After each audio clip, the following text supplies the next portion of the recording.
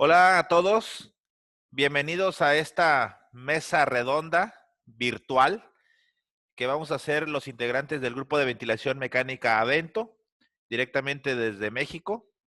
Y esto consiste en hacernos preguntas frecuentes en el paciente con estatus de ventilación mecánica. Va a estar con nosotros Manuel Guerrero, va a estar Orlando Rubén Pérez Nieto y Raúl Soriano Orozco. Van a estar con nosotros participando en esta mesa redonda que es virtual y esperemos que les sea de retroalimentación las opiniones de cada uno de ellos que vamos a estar viendo a continuación.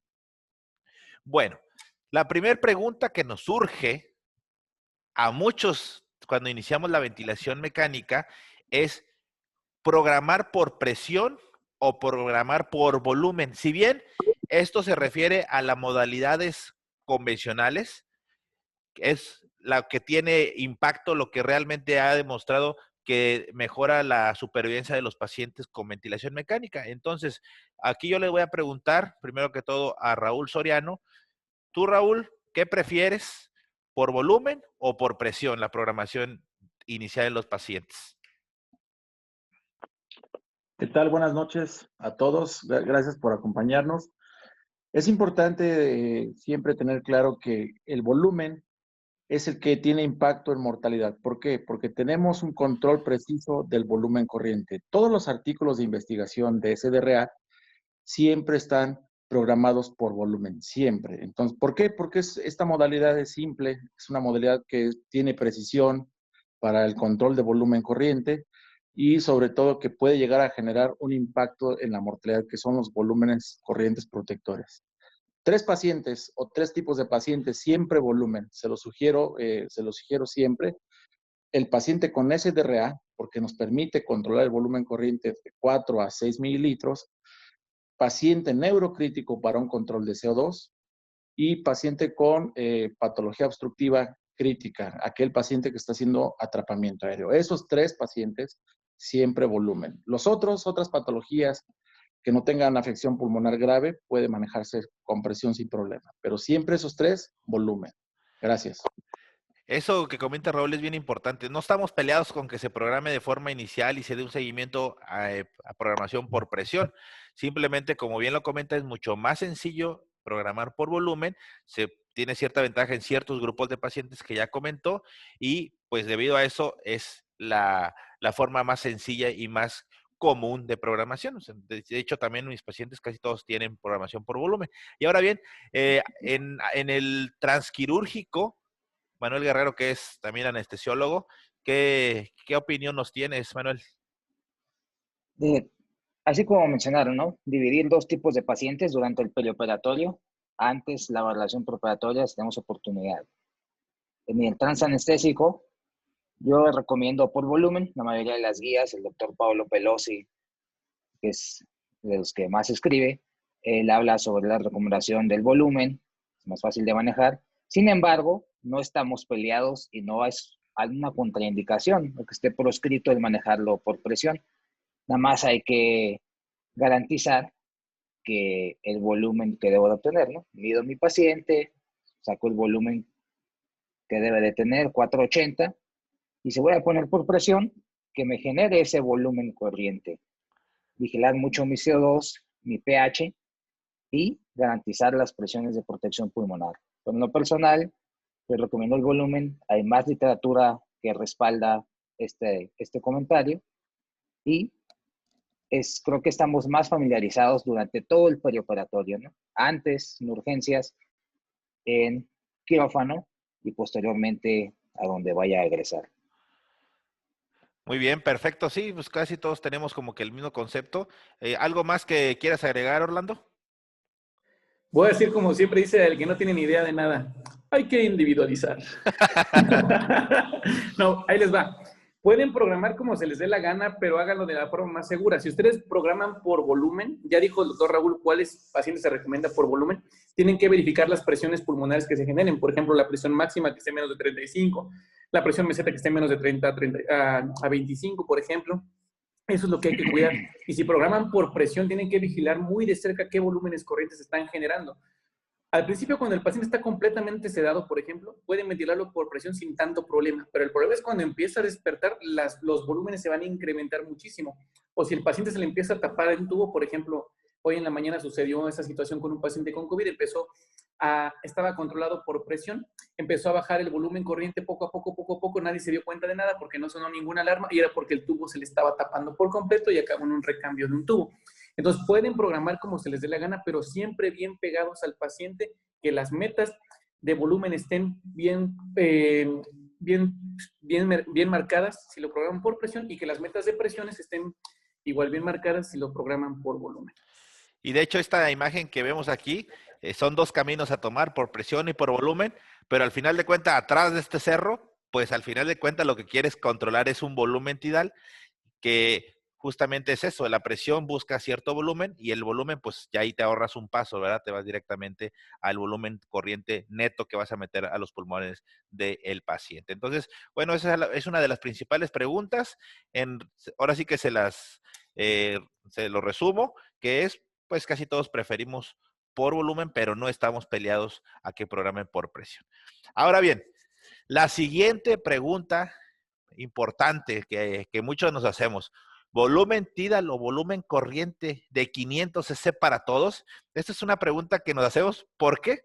Porque tradicionalmente veíamos a nuestros maestros o a nuestros mismos compañeros que traían el ventilador mecánico, le ponían frecuencia respiratoria de 16, PIP de 6, FIO2 al 100, trigger de 2 y volumen tidal de 500, independientemente del tamaño.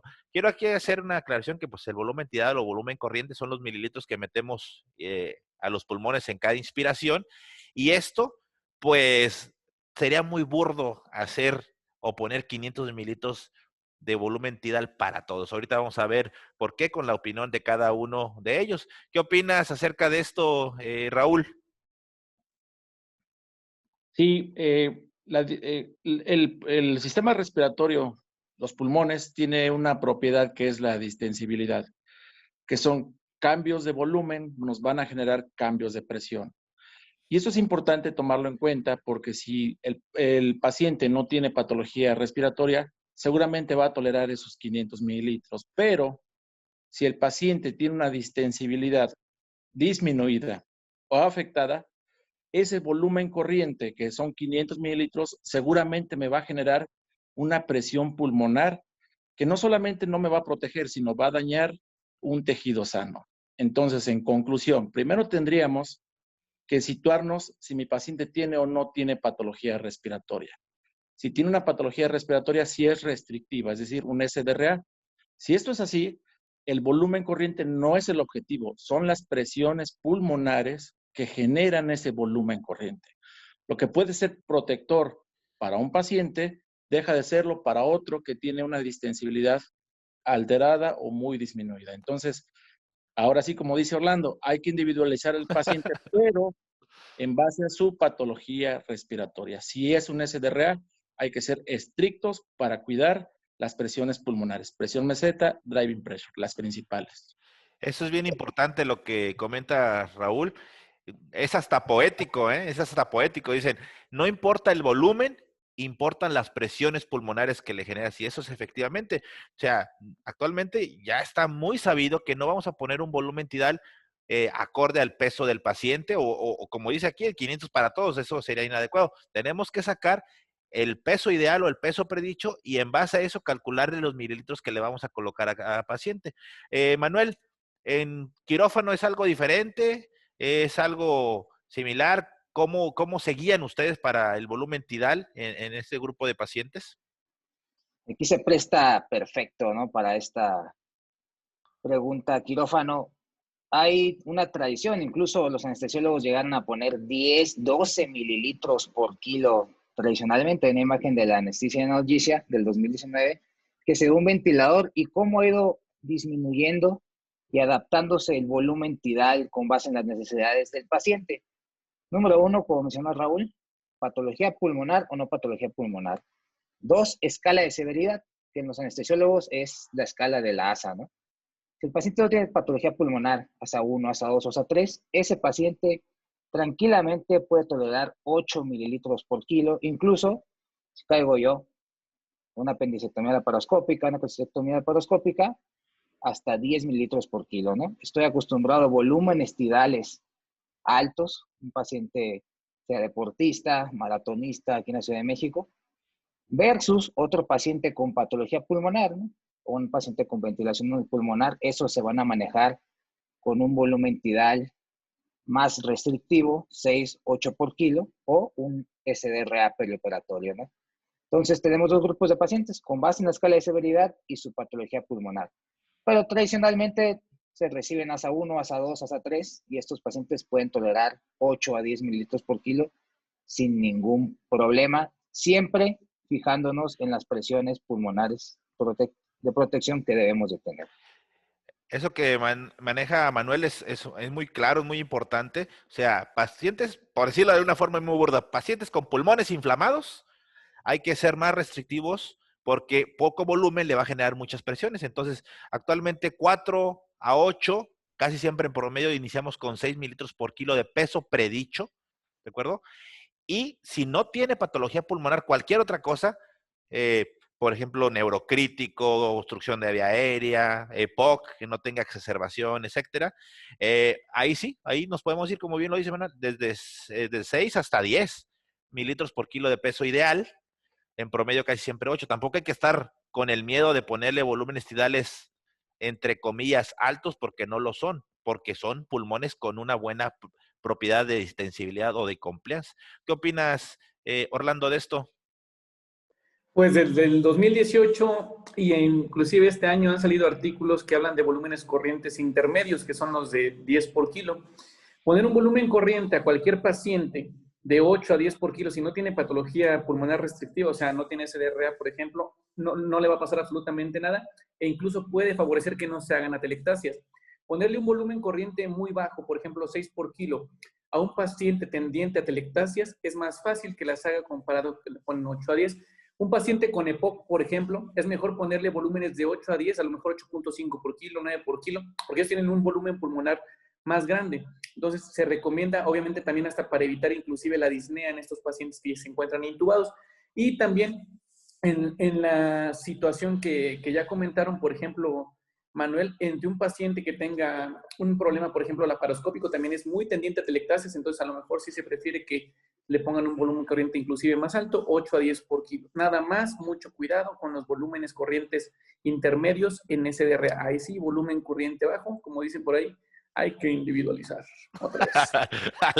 Bueno, conclusión, 4 a 8, en promedio 6 mililitros por kilo de peso predicho en SDRA, buscando presiones pulmonares adecuadas, como bien lo comentó Raúl, y en pacientes sin SDRA, desde 6 hasta 10 mililitros por kilo de peso ideal, en promedio 8. Entonces, eso es bien importante que lo tengamos, porque luego también, por querer ponerle 6 a todos, como si fuera receta de cocina, 6 para todos, pues andamos causando también asincronías. Y entonces, eso también es algo importante a destacar. Perfecto. Ahora bien, siguiente pregunta. Dicen por ahí, un vaso de agua y 5 de PIP no se le niega a nadie. Yo diría que un vaso de agua y 5 de PIP no se le niega a casi nadie de forma inicial. ¿Por qué? Pues porque hay diferentes escenarios que pueden cambiar. Para esto, pues, Raúl, a ver, ¿qué nos puedes aportar? ¿Está bien iniciar con 5 centímetros de agua de PIP para todos? En la mayoría de los pacientes podría ser algo adecuado siempre y cuando no tengan SDRA, pero aquellos pacientes que tienen una afección vascular a nivel pulmonar, es decir, tromboembolia pulmonar, que ya se tiene que intubar, este 5 centímetros de PIP que parecería insignificante o no tan alto, puede implicar una carga importante en el ventrículo derecho. Es decir, puede deteriorar la hemodinamia y la oxigenación en estos pacientes. Entonces, casi a todos los pacientes no se les niega. Tromboembolia pulmonar sabemos que no se intuban de preferencia, digo, tratar de evitar en la medida de lo posible y tratar la causa, permovilizar las arterias, pero si ya lo tuvimos que ventilar, 5 de PIB puede ser una poscarga importante en ventrículo derecho. Obviamente esto es una situación que es un caso especial y ciertos pacientes. Fuera de estos pacientes puede ser 5 a 8 centímetros de agua de PIB en base al índice de masa corporal de 25 a 30 y más de 30, de 30 a 40, 8, más de 40, 10 centímetros de agua. Otra forma de titularla en paciente con SDRA, el método más homogéneo para no generar riesgo es con la tabla de PIB FIO2 bajo. Recordemos que tratemos de encontrar el PIB necesario para alcanzar una saturación periférica al menos de 88 a 92%, siempre con la menor meseta posible. Olvidémonos de la disponibilidad. La menor meseta posible que le genere a mi paciente. Obviamente sabemos que la meseta está condicionada por el volumen corriente, pero también los pacientes, cuando no responden a PIB o no se benefician con PIB, la meseta inmediatamente sube. El PIB que me dé la oxigenación necesaria, pero con la menor meseta posible. Excelente. Pues es un gran tip porque muchos de nosotros que llegamos en las salas de emergencias o en cualquier área crítica a intubar un paciente con tromboembolia pulmonar masiva o de alto riesgo, pues, están chocados. Le ponemos 5 de PIB y luego para acabarla, a veces decimos, ¿sabes qué? Está con hipoxemia y le queremos ganar la oxigenación subiéndole el PIB y resulta que se mueren primero, obviamente, de un colapso cardiovascular.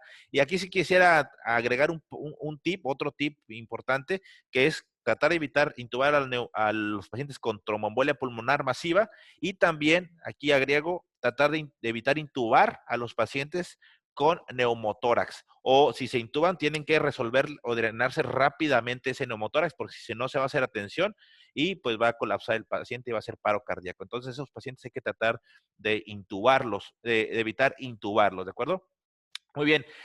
Manuel, en la máquina de anestesia famosísima, ¿PIB o no PIB? O sea, dicen los anestesiólogos, el PIB no es fisiológico. Y sí, bien, Sí, nosotros no sí. tenemos PIB, nosotros tenemos una capacidad residual funcional y eso evita que colapsen alvéolos. Entonces, por eso dice, pues le pongo 0 de PIB. ¿Qué opinas acerca de eso, Manuel? Qué hermoso tópico, ¿no? Y esa frase que acabas de decir pasa a través de las paredes del hospital, ¿no? ¿Cómo va el quirófano trascendiendo? Y sí, ¿no? Yo lo escuché muchas veces, me lo dijeron muchas veces. Entonces, no, sí, exactamente, no tenemos PIB, tenemos capacidad residual funcional. Aparte, desde que se intuba, hay otro factor que nos ayuda a evitar el colapso alveolar, que es el nitrógeno. Entonces, si desde la intubación desnitrogenamos, desnitrogenización, el paciente le quitamos la capacidad residual funcional con la relajación neuromuscular, además es obeso, ya tiene menos alvéolos distendidos en las bases, tenemos que poner PIB, ¿no? A excepción de las situaciones que ustedes ya tocaron, que no voy a tocar, 100% ciertas.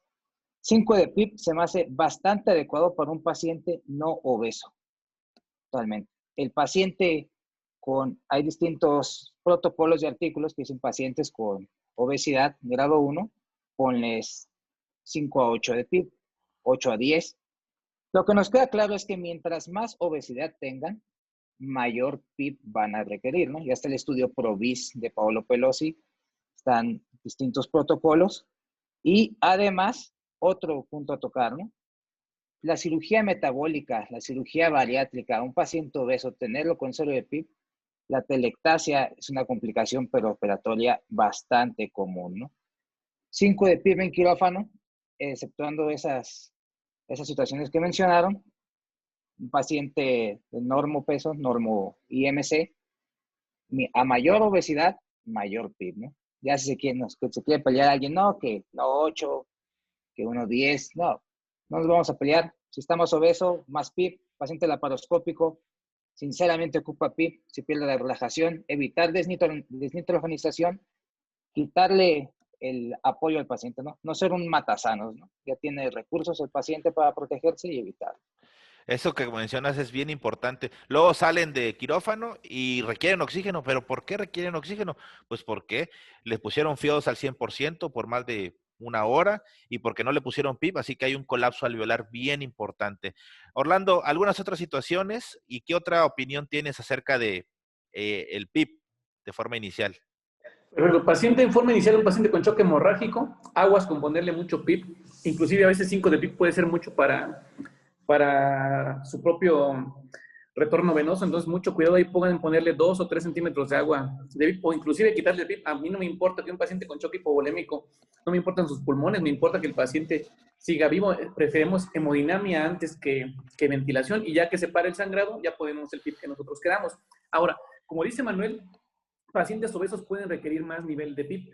Eso está bien establecido. Si les toca ver pacientes con SDRA por COVID, por influenza, por la causa que sea, seguramente van a tener PIPs más altos. Van a requerir PIPs a lo mejor de 10 hasta 15 centímetros de agua de PIP. Entonces, hay que tenerlo mucho en mente.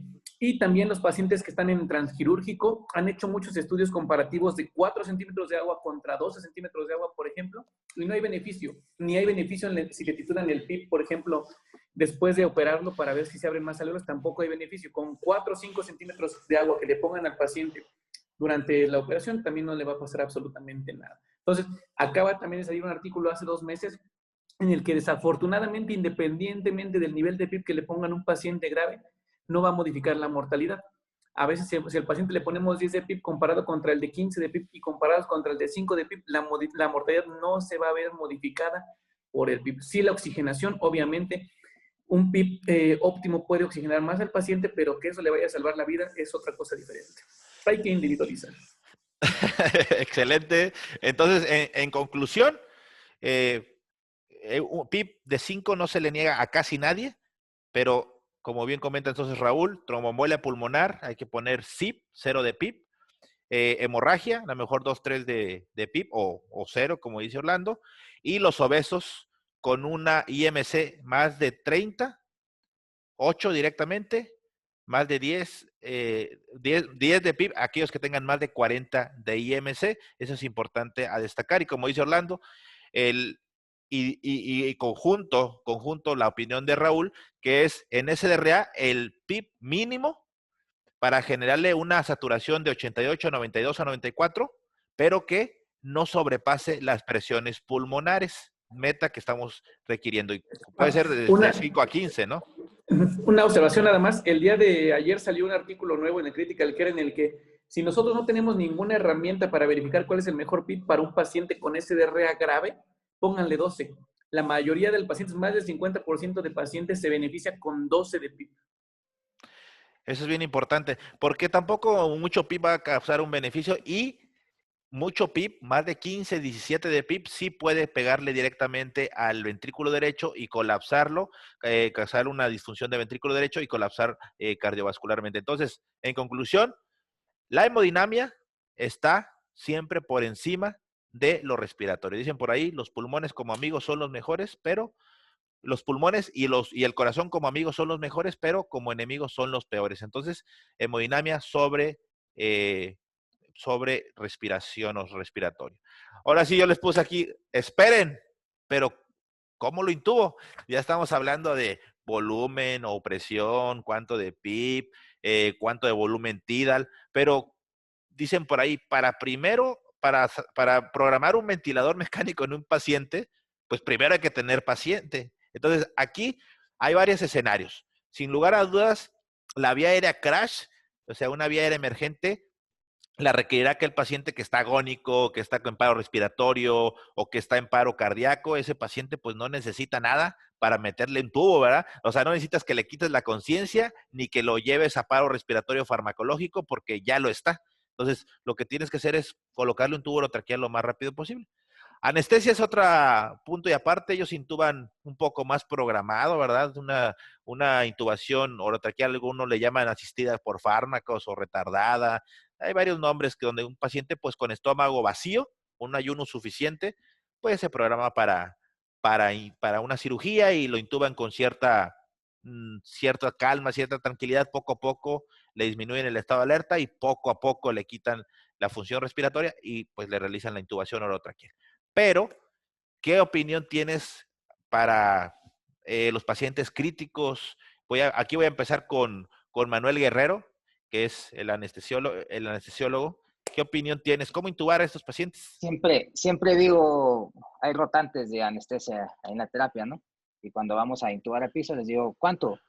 Y uno, el anestesiólogo está acostumbrado a un resort, 5 estrellas, 6 estrellas, un paciente que llega caminando, seguramente pocas comorbilidades, unos a 2 a 3, algunos a 4, 5 y 6 extra. Entonces les digo, ¿cómo? Ponle. Y entonces en el paciente crítico es un motel de paso, que está jodido el motel, no puedes pedir servicio a la habitación a las 2, 3 de la mañana. Entonces, primero, hay que tener paciente, ¿no? Número 1, siempre digo en las 7 P's, ¿no? La tradición. Número 1, la más importante, planeación y preparación, ¿no? Si tú tienes un plan para intubar al paciente y tengo todo, le digo a Evita, la que fue enfermera, tráeme el carrito rojo, el rocuronio, la suxi, etcétera, los fármacos necesarios, y dosifico con base en la severidad del paciente, ¿no? Es lo mismo un paciente de quirófano, que se la puede dejar ir tranquilo, pero de la otra manera, muchas veces el paciente ni siquiera ocupa pseudoanalgesia, a veces ocupa primero, número 1, reanimación. Vasopresor, pocos requieren volumen si es necesario, etcétera, ¿no? Ya teniendo paciente, garantizando la optimización de la perfusión y de los órganos, ya puedo empezar con mi fentanil, dosis más bajas, ¿no? 1 a 2 por kilo, hasta 3, además algo severo. Lidocaína es el mejor consejo que les puedo dar, 1 miligramo por kilo posterior al fentanilo. Y etomidato si está dentro de su alcance, si no, pues propofol, ¿no? Que es el que más se utiliza. Después de esto ya, ahora sí ya el relajante como secuencia de inducción rápida, el tubo y tener toda la mano, ¿no? Entonces, número 1, tener paciente, ¿no? Optimizarlo. Antes de querer dejarle caer todo, preparar toda la succión, pero optimizar mi paciente en el área crítica, más en el área de urgencia, ¿no? Esa es una gran recomendación que les doy. Perfecto. Pues de aquí, ¿alguien más, por ejemplo, que quiera agregar algo? Orlando, Raúl. Bueno, pues si el paciente está muy chocado, intenten ponerle medicamentos que no lo vayan a chocar más, por favor, no le vayan a poner propofol a un paciente con un choque séptico refractario, o un paciente con choque hipovolémico, o una tromboembolia pulmonar, un coma mixedematoso. Nunca le pongan un fármaco sedante que lo bradicardice más o que lo hipotense más de lo que ya está. Ellos se intuban con ketamina o con etomidato, excepto el choque séptico. Ese etomidato no se recomienda ahí. En el caso de un paciente que tenga broncoespasmo, también la ketamina es muy buena, porque genera broncodilatación, entonces les va a hacer un paro desde el principio de la intubada. Pacientes, por ejemplo, con choque cardiogénico, también mucho cuidado con los sedantes, porque lo podemos llegar a tronar ahí. Podemos usar diazepam, por ejemplo, alguna dosis bajita para intubar. Está descrito que sí se puede utilizar en choque cardiogénico. Y de los miorelajantes, el más recomendado siempre ha sido el rocuronio. El problema en México es que batallamos mucho y casi no se encuentra, entonces siempre usamos becuronio o lo que tengamos a la mano. El segundo sería succinilcolina, evitando obviamente en pacientes que tengan riesgo de hipercalemia, por ejemplo, pacientes con rhabdomiólisis, pacientes quemados, pacientes con enfermedad renal aguda o crónica. Hay que evitar ahí la succi, pero en los demás tal vez sería bastante útil. ¿Algo que quieras apuntar, Raúl? Bueno, pues ya fármacos hablaron extensamente mis compañeros.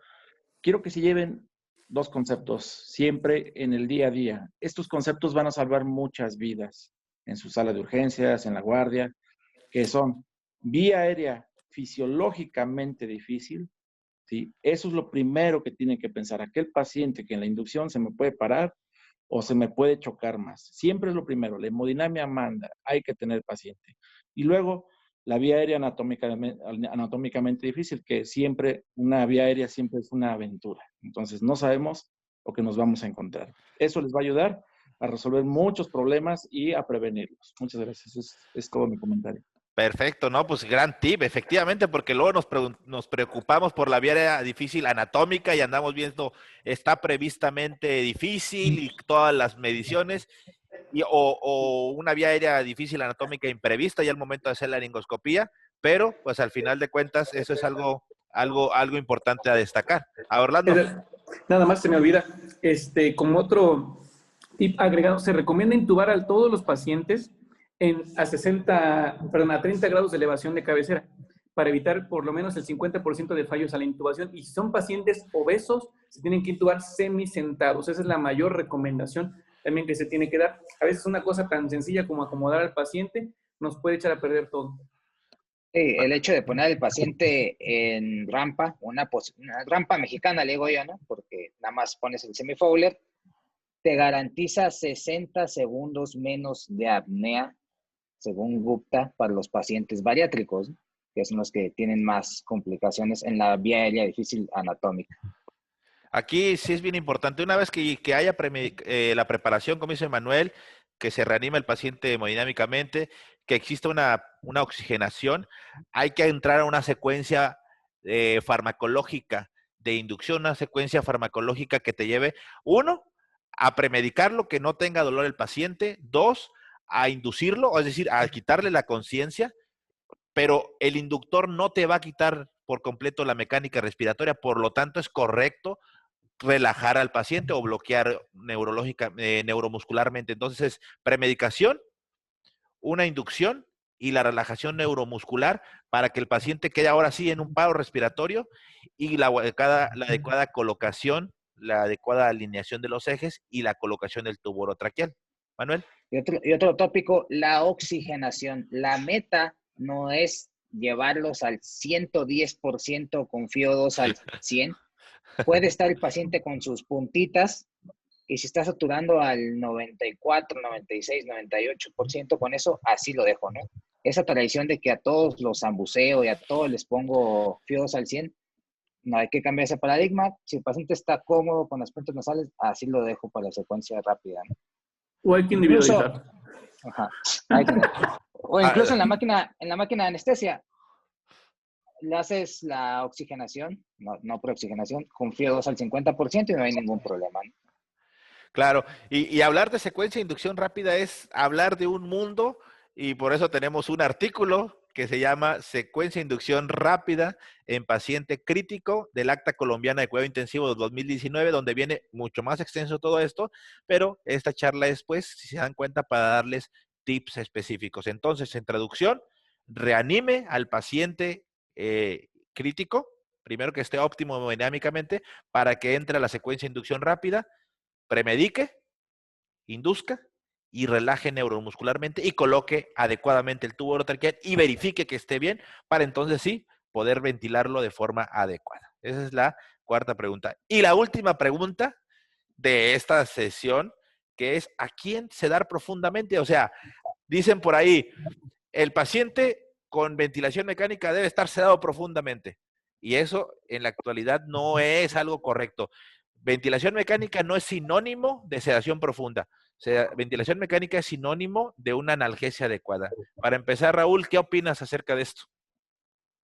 Afortunadamente cada vez se seda menos. Ya el hecho de tener un paciente con ventilación espontánea es más común en nuestras terapias y en muchos alumnos Avento. Pocos casos, afortunadamente, ¿quién es profundo? Un paciente con hipertensión endocraniana no resuelta, un SDRA grave con presiones pulmonares altas que está en ventilación mecánica prono, aquel paciente con patología obstructiva crítica, con atrapamiento aéreo que todavía no está resuelto, y algunos misceláneos, un síndrome comportamental abdominal en lo que el cirujano se digna a pasarlo a quirófano, y básicamente un estatus epiléptico, por ejemplo, un paciente también neurocrítico por estatus epiléptico, serían casos muy específicos. Fuera de eso, una vez que se induce, se intuba al paciente, en cuanto se resuelve la patología o la causa por la cual se intuba, iniciamos ventilación mecánica espontánea en vías de progresión y extubación de nuestro paciente. Pocos casos, los que mencioné. Pensé que ibas a decir que cada vez se seda menos porque no hay sedantes.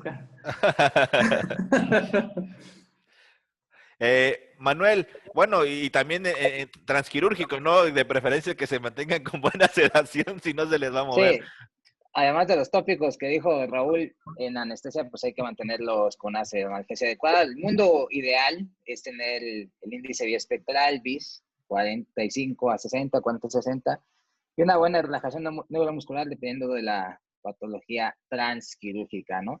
pero inmediatamente en el perioperatorio o en el posanestésico llevarlo a RAS de 0, ¿no? -1, 0, que es el mundo ideal, a excepción de los tópicos ya mencionados, pero por supuesto que el paciente debe de estar con una buena pseudoanalgesia en el transanestésico, ¿no? Y eso le va a garantizar un buen plano anestésico, un buen plano quirúrgico al cirujano, va a hacer mejor su cirugía y le va a ir mejor al paciente, ¿no?